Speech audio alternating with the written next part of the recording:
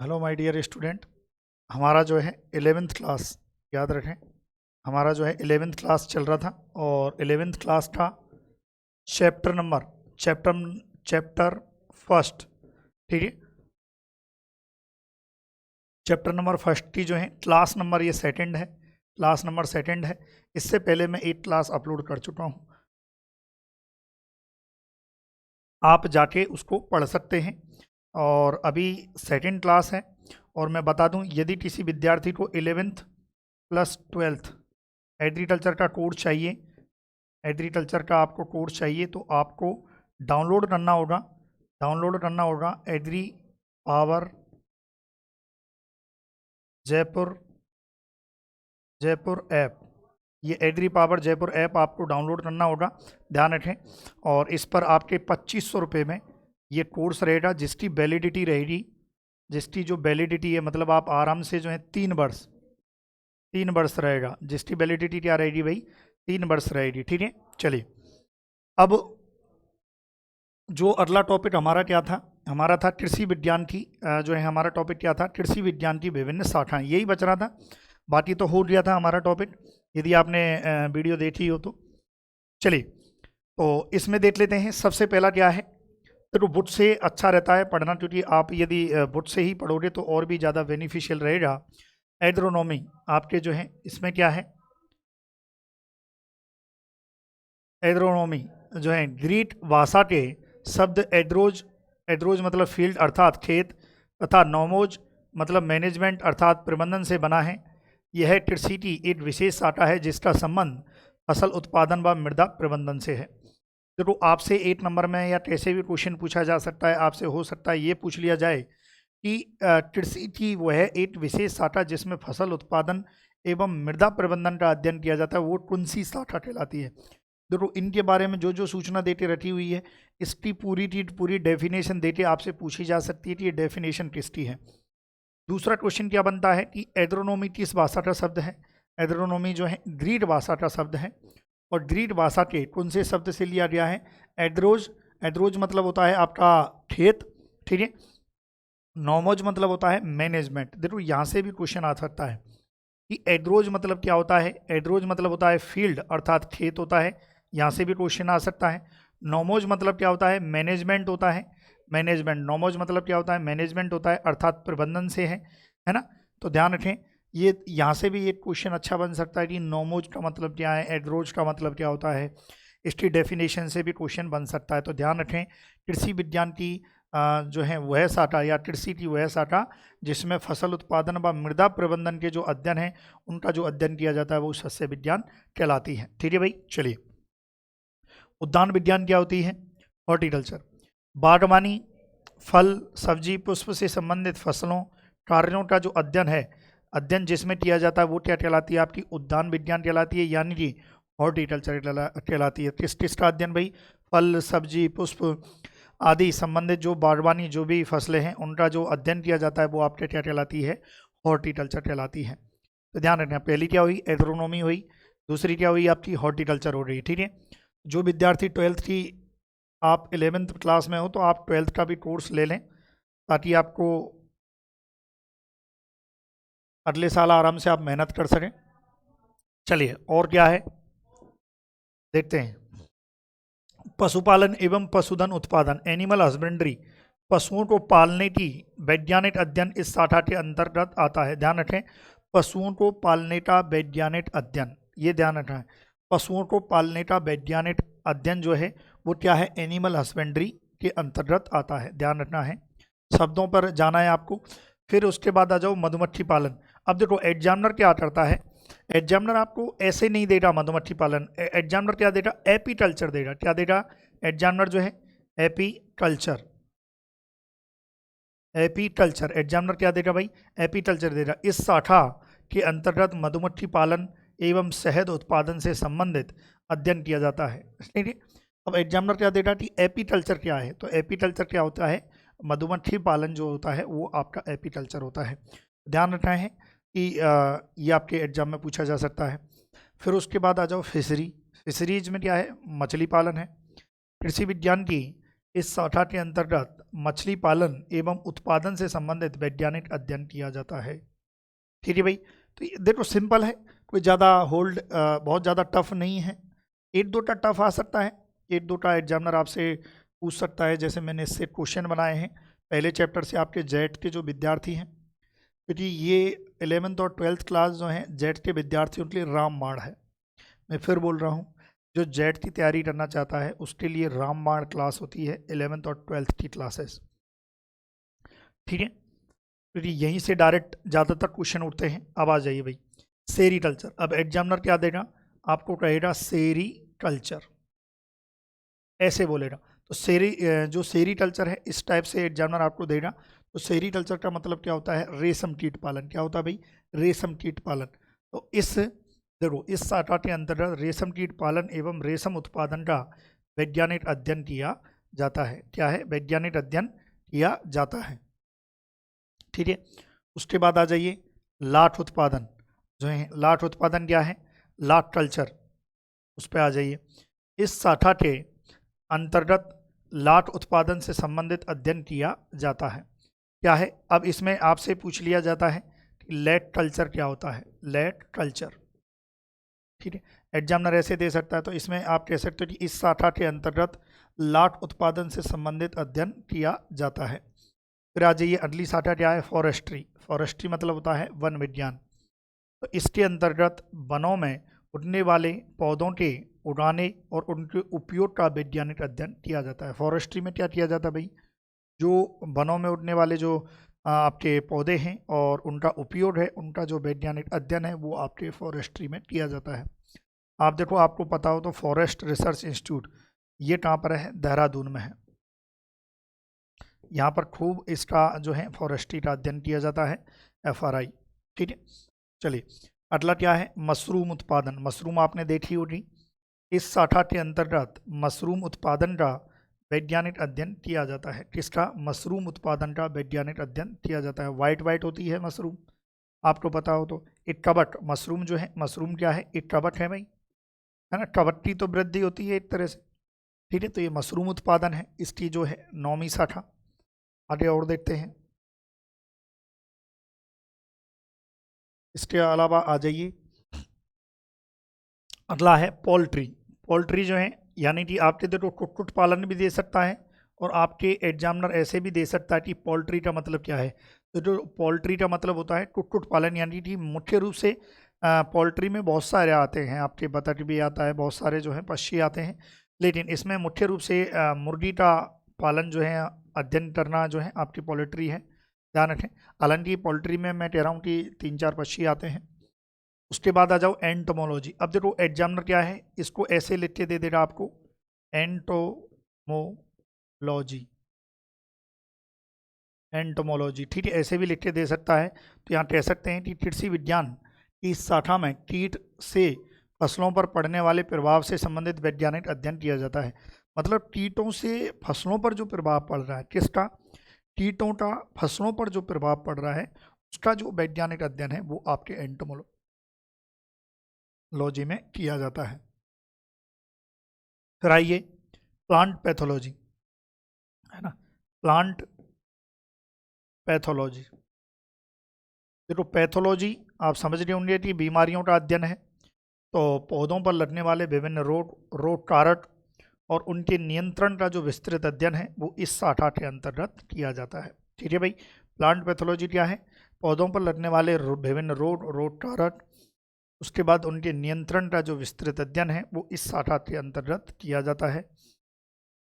अगला है 13वीं शाखा क्या है, एग्रीकल्चर एक्सटेंशन, यानी कि कृषि प्रसार। देखो अब यार इसकी डेफिनेशन देके आपसे हो सकता है ये पूछ लिया जाए।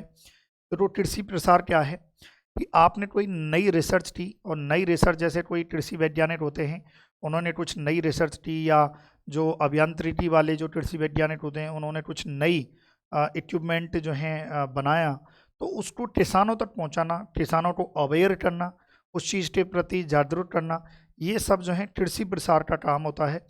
तो देखो कृषि अनुसंधान से प्राप्त नवीन तकनीकी जानकारी को किसानों के खेत तक पहुंचाने का अध्ययन अनौपचारिक शिक्षा के माध्यम से इस शाखा के अंतर्गत किया जाता है। देखो इसमें क्या लिखा है भाई, कृषि अनुसंधान से प्राप्त नवीन तकनीकी जानकारी को किसानों के खेत तक पहुंचाने का अध्ययन, मतलब किसानों के खेत तक यदि आपने कृषि वैज्ञानिक ने कोई नई तकनीक इजाद की है तो उसको पहुंचाना। और कौन सी शिक्षा अनौपचारिक, जब हम एग्रीकल्चर एक्सटेंशन पढ़ते हैं तो 3 प्रकार की शिक्षाएं पढ़ते हैं, जिसमें औपचारिक होती है, अनौपचारिक होती है और आपकी जो है फ्री रहती है। तो आपके जो है फॉर्मल, इनफॉर्मल और नॉन फॉर्मल, इंग्लिश में कहते हैं फॉर्मल, इनफॉर्मल, नॉन फॉर्मल। तो ये आपकी अनौपचारिक शिक्षा क्या होती है, ऐसी शिक्षा जिसका कोई पाठ्यक्रम नहीं होता है लेकिन विस्तृत रूप में सिखाई जाती है। जिसका कोई पाठ्यक्रम नहीं होता है तो वो, जैसे आप कभी आपने देखा होगा जो कृषि पर्यवेक्षक जो होते हैं वो किसानों को जाके जागरूक करते हैं, किसानों को चीज़ें बताते हैं या अवेयर करते हैं, कोई भी किसी भी फील्ड में जाओ तो वो क्या है, वो अनौपचारिक शिक्षा होती है जिसका कोई फिक्स करिकुलम नहीं होता है, कुछ भी फिक्स नहीं होता है। ठीक है, तो ये होती है। चलिए यहाँ तक हो गया, आगे बढ़ते हैं।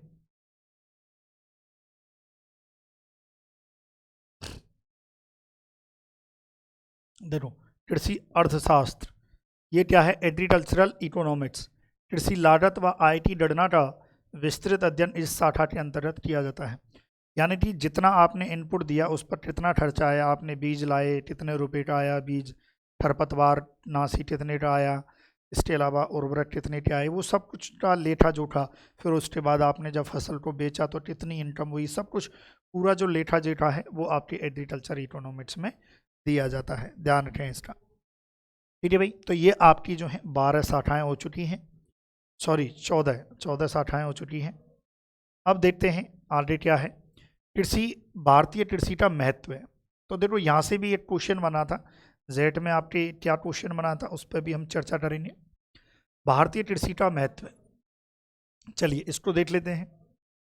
भारत जलवायु विविधता वाला देश है, यहाँ पर अलग अलग भौगोलिक खंडों में वर्षा, तापमान, आर्द्रता, वायुदाब, वायुवेग का स्तर अलग अलग होता है। ठीक है, चूँकि कृषि कार्य के लिए उपयुक्त जलवायु, ध्यान से देखो ये समझाने जैसा पार्ट नहीं है, सिंपल है कि कृषि कार्य के लिए उपयुक्त जलवायु, भूमि, मीठा जल, उन्नत बीज, सस्ते मजदूर की उपलब्धता आवश्यक है। भाई सीधी सी बात है, कृषि कार्य के लिए जलवायु भी चाहिए, आपका भूमि भी चाहिए, सब चाहिए, उन्नत बीज भी चाहिए। इसलिए भारत विश्व के अनेक देशों की अपेक्षा खेती और कृषि के अन्य कार्य की दृष्टि से उपयुक्त स्थान माना जाता है। भारतीय कृषि का निम्नलिखित महत्व है। भारतीय कृषि का क्या महत्व है वो देख लेते हैं।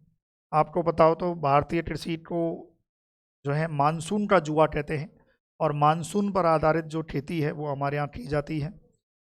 मानसून पर आधारित खेती, भारत में अधिकांश क्षेत्र में भूमिगत जल स्तर या तो कम है या जल खारा है, तो सभी फसलों के लिए उपयुक्त नहीं है। प्रॉब्लम क्या है, हमारे यहाँ जो भूमिगत जो जल स्तर है या तो है ही नहीं, बहुत जगह देखो रेगिस्तान में पानी नहीं है, और यदि है तो वो बहुत कम है जिससे हम सिंचाई नहीं कर सकते हैं, या फिर जल खारा है। मतलब कुल मिला के ये हम कह सकते हैं कि फसल उत्पादन के लिए उपयुक्त तो नहीं है अधिकांश जगह। मैं हर जगह की बात नहीं कर रहा हूँ, अधिकांश जगह की बात कर रहा हूँ। चूँकि भारत में वर्ष में 6 माह दक्षिण पश्चिमी मानसून की हवाएं चलती हैं, जिससे भारत के अधिकांश क्षेत्रों में जून माह से, वेरी इंपॉर्टेंट देखो, आपको पता हो तो जो मानसून है वो मानसून आपका 2 प्रकार का होता है। एक तो क्या होता है, दक्षिण पश्चिमी मानसून, दक्षिण पश्चिमी मानसून होता है, और एक होता है उत्तर पूर्वी मानसून। देखो, तो ज़्यादातर ये कहना चाह रहा है कि ज़्यादातर जो वर्षा होती है, सर्वाधिक वर्षा होती है वो इसी मानसून से होती है।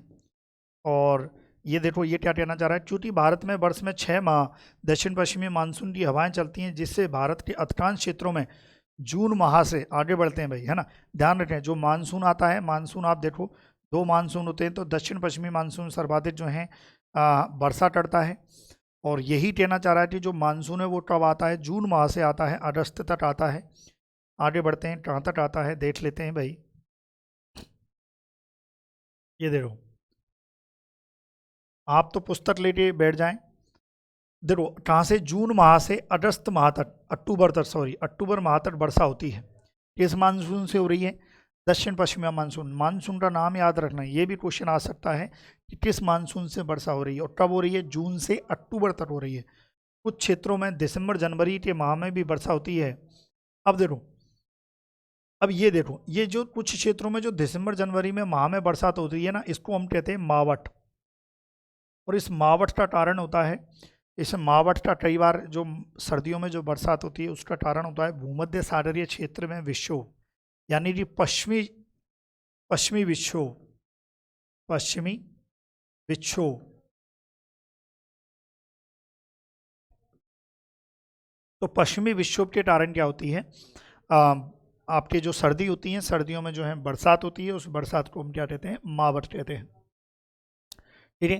भारत के अधिकांश किसान वर्षा आधारित रेनफेड कल्टीवेशन कार्य करते हैं। यहाँ से आपके जेट जेट में क्वेश्चन आया हुआ है भाई, जेट 2020 में आपके क्वेश्चन आया हुआ है कि अधिकांश जो किसान हैं वो वर्षा पर आधारित जो है खेती करते हैं, उसे क्या कहते हैं? तो उसे कहते हैं रेनफेड कल्टीवेशन। देखो यहाँ जो इंग्लिश है, इंग्लिश की हिंदी करके उन्होंने बोल दिया था ऑप्शन में, जो है रेनफेड फार्मिंग। ध्यान रखें, क्या कहते हैं? रेनफेड फार्मिंग कहा जाता है। ये आपके क्वेश्चन आया था यहाँ से। फिर आगे लिखा है कि अधिकांश क्षेत्रों में भूमिगत व सतही सिंचाई स्रोत भी मानसून के वर्षा जल से परिपूर्ण होते हैं। अतः वर्षा की अनियमितता या कमी से खेती पर विपरीत असर पड़ता है। फसल की बुवाई से लेकर उपज प्राप्ति तक सभी कार्य प्रभावित होते हैं, जबकि अच्छी वर्षा होने पर पैदावार अच्छी होती है। सीधी सी बात, पानी होगा तो बरसात अच्छी होगी, यही तो कहना चाह रहा है, और क्या है? ठीक है, यहाँ तक क्लियर है भाई? यहाँ तक आप खुद जो है थोड़ा बहुत कॉपी पेन लेके, और क्या है? एक तो ये महत्व हो गया। पहला महत्व क्या था? वर्षा पर आधारित खेती है। हमारी जो खेती है वो किस पर है? वर्षा पर आधारित है। और देखो और क्या महत्व है। दूसरा महत्व क्या है? अधिकांश जनसंख्या कृषि पर निर्भर। भारत में 70% लोग खेती करते हैं। देखो एक्चुअली अभी थोड़ा सा ये चीज़ कम हो चुकी है, लेकिन अब क्योंकि 11वीं बुक है, देते रखा है, तो हम मान लेते हैं कि 70% लोग हैं वो खेती करते हैं, या खेती पर हम ऐसा कह सकते हैं कि खेती के पर निर्भर है, खेती से ही उनका व्यवसाय या रोजी रोटी चलती है।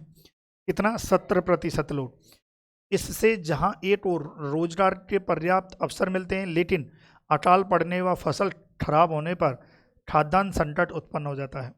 तो देखो अधिकांश जनसंख्या जब कृषि पर निर्भर है तो कई बार क्या होता है, अकाल पड़ जाता है, तो बहुत बड़ी समस्या आ जाती हैं। लोगों की जीवन शैली जो है बिगड़ जाती है, और इकोनॉमिक आर्थिक स्तर भी खराब हो जाता है। तो ये बहुत सारी समस्याएं आ जाती हैं, ध्यान रखें।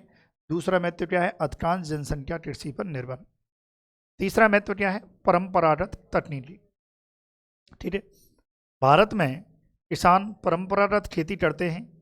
किसान को खेती का कार्य विरासत में मिलता है। भाई सीधी सी बात है, विरासत में मिलता है। पहले हमारे दादा ने की, फिर बेटा ने की, फिर उनके बेटा ने, तो विरासत में है, जिससे अनुभव व कौशल से वह परिपूर्ण होता है। लेकिन नवीन तकनीक का उसे ज़्यादा ज्ञान नहीं होता है, जिससे उत्पादन बढ़ाने का प्रयास वह नहीं कर पाता है।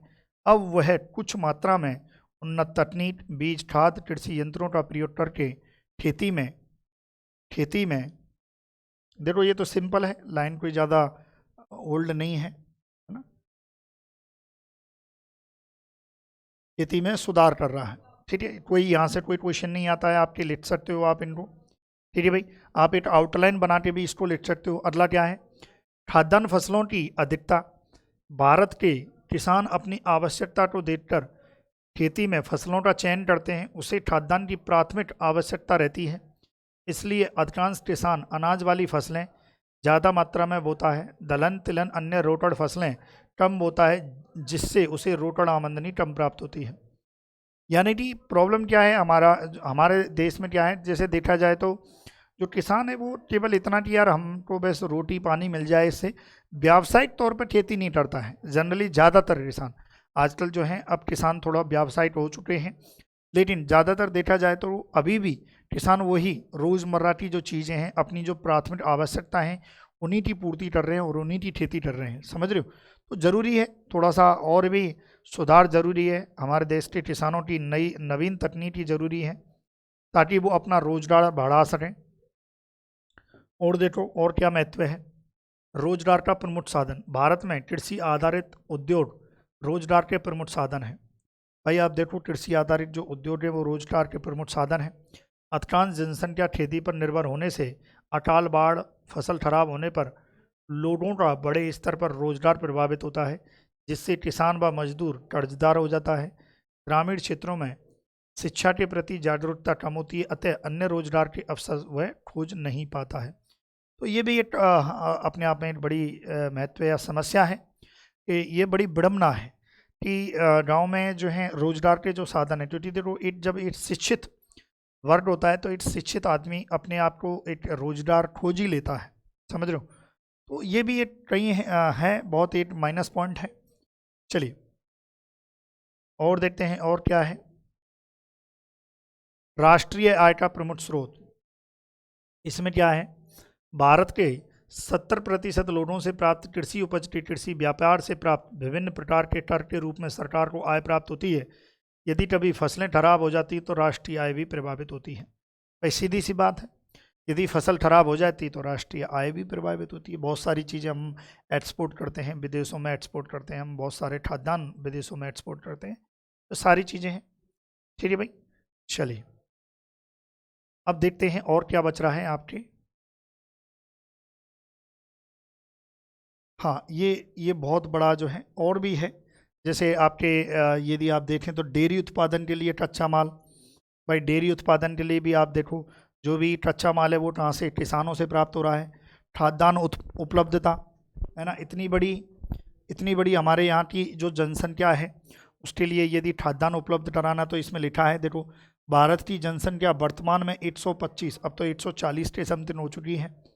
इतनी बड़ी जनसंख्या को भोजन प्रदान करने के लिए बहुत बड़ी मात्रा में खाद्यान्न उत्पादन की आवश्यकता है। जनसंख्या बढ़ रही है, खाद्यान्न उत्पादन की आवश्यकता पड़ रही है और अनाज की पूर्ति देश को कर देता है। हरित क्रांति के द्वारा हमारे देश में खाद्यान्न की उपलब्धता कई गुना बढ़ रही है, जिससे खाद्यान्न की उपलब्धता के मामले में देश आत्मनिर्भर हो गया है। भारत खाद्यान्न का निर्यात भी जब से हरित क्रांति आई है तब से हम सक्षम हो चुके हैं, हमारे पास बहुत खाद्यान्न है।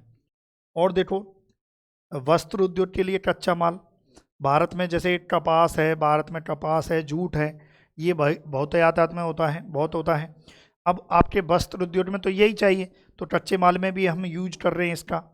और देखो क्या है, पशु चारा उपलब्धता है, कृषि आधारित उद्योगों के लिए कच्चा माल। अब जैसे बहुत सारे जो कृषि आधारित उद्योग हैं उनके लिए भी कच्चा माल जो है प्राप्त होता है। कहाँ से प्राप्त होता है, किसानों से ही प्राप्त होता है, खेती से प्राप्त होता है। आप देख सकते हैं जैसे कोई तेल मिल है तो तेल मिले तो उसको तिलहनी फसल चाहिए, कोई आपका वस्त्र उद्योग है तो उसको कपास चाहिए, जूट चाहिए, है ना। कोई आपके प्रसंस्करण कर रहा है, प्रोसेसिंग कर रहा है तो उसको हॉर्टिकल्चर क्रॉप चाहिए, ये सभी है। इसके अलावा और क्या है, खेती से अपन देख सकते हैं कि बेरोजगारी की समस्या का समाधान भी कर सकते हैं हम खेती से हम नए नए आयाम, नए नए माध्यम, नए नए उद्योग जनरेट कर सकते हैं, दूसरों को रोजगार भी दे सकते हैं। खेती बहुत बड़ा अपने आप में। विदेश व्यापार व निर्यात, इसके अलावा हम इतना उत्पादन कर रहे हैं कि हम विदेशों में भी निर्यात कर रहे हैं, तो ये सभी है ना, निर्यात कर रहे हैं, जिससे भारत को काफ़ी विदेशी मुद्रा प्राप्त होती है। मतलब हमारे पास इतना खाद्यान्न उत्पादन है, हमारे पास फ्रूट बहुत ज़्यादा उत्पादन होता है, हम विदेशों में बेचकर विदेशी मुद्रा अर्जित कर रहे हैं। इसके अलावा देश की आर्थिक विकास में योगदान, जब किसी देश का कृषि उत्पादन बढ़ता है तो घरेलू बाजार में तथा विदेशी व्यापार में उसका लेन देन होता है, जिससे सरकार को प्रत्यक्ष अप्रत्यक्ष कर काफ़ी मात्रा में प्राप्त होता है। भारत में कृषि व कृषि आधारित उद्योगों से आर्थिक विकास में उत्तरोत्तर वृद्धि हो रही है। सिंपल है, कोई ये तो एक रामायण के फॉर्म में थी, तो आप डायरेक्ट इसको जो है देख सकते हैं। वैसे इसकी आउटलाइन याद रखें ताकि आपके एग्जाम में काम आए। बाकी तो क्या ये क्वेश्चंस हैं कि भारत में कितने प्रतिशत आबादी कृषि पर निर्भर है, तो आपकी 70% आबादी कृषि पर है। इस नदी पर शोध द्वारा प्रमाणित हुआ है कि प्राचीन काल से ही भारत एक साथ 2 फसलें उगाई जाती हैं, तो ये आपकी सरस्वती नदी है। इसका आंसर क्या है, सरस्वती नदी। अथर्ववेद में किसकी जानकारी मिलती है? अथर्ववेद में पादप सुरक्षा संबंधी जानकारी मिलती है, ये मैं बता चुका हूँ। कृषि उपकरण मौसम पूर्वानुमान का जो उल्लेख है, कृषि उपकरण व मौसम पूर्वानुमान का जो उल्लेख है वो किस में मिलता है? ठीक है, इसका देख लेते हैं। तो ये सभी जो है आपके जो है क्वेश्चन है ये इसी छुपे हुए हैं। भारत में कृषि का इतिहास पुस्तक के लेखक कौन है? ये MS रंधावा जी हैं। फिफ्थ पीरियड सलाह की स्थापना 1900 फिफ्थ पीरियड सलाह बिहार में कब हुई थी, है ना? तो देखो इसमें 1904 है, हालांकि 1905 में हुई थी। ये थोड़ा सा कर लेना करेक्शन। और क्या है, ठीक है। कृषि द्वारा किन दैनिक आवश्यकताओं की पूर्ति होती है, ये बता चुका हूँ। कृषि द्वारा कौन सी दैनिक आवश्यकताओं की है? कृषि उपज के अवशेष किन प्राचीन सभ्यताओं के अवशेष से प्राप्त हुए हैं? प्राचीन सभ्यताओं में आप देखो हड़प्पा सभ्यता है, कालीबंगा सभ्यता है, मोहनजोदड़ो सभ्यता है, यहाँ से मिले हैं। बौने गेहूं का जनक किसे कहा गया है? जो डॉक्टर नॉर्मन ई बोरलॉग हैं उनको बौने गेहूं का जनक कहा गया है। ICAR की स्थापना कब हुई? ICAR की स्थापना 16 जुलाई 1929 को हुई है। हरित क्रांति का सूत्रपात कब हुआ था? 1966-67 में हरित क्रांति का सूत्रपात हुआ था। भारत में हरित क्रांति के जनक कौन है? डॉक्टर MS स्वामीनाथन, है ना? तो ये सभी क्वेश्चन हैं, ये आपको करने हैं, ठीक है माय डियर स्टूडेंट। तो ये आपका जो है चैप्टर जो फर्स्ट है वो आपका फिनिश होता है। ये चैप्टर आपका कंप्लीट है। जिस विद्यार्थी को कोर्स चाहिए, इसकी वैलिडिटी 11th और 12th एग्रीकल्चर का जो कोर्स है मात्र 25 रुपये में आपको मिलेगा। Okay my dear student, channel को सब्सक्राइब कर देना। Thank you so much for watching video.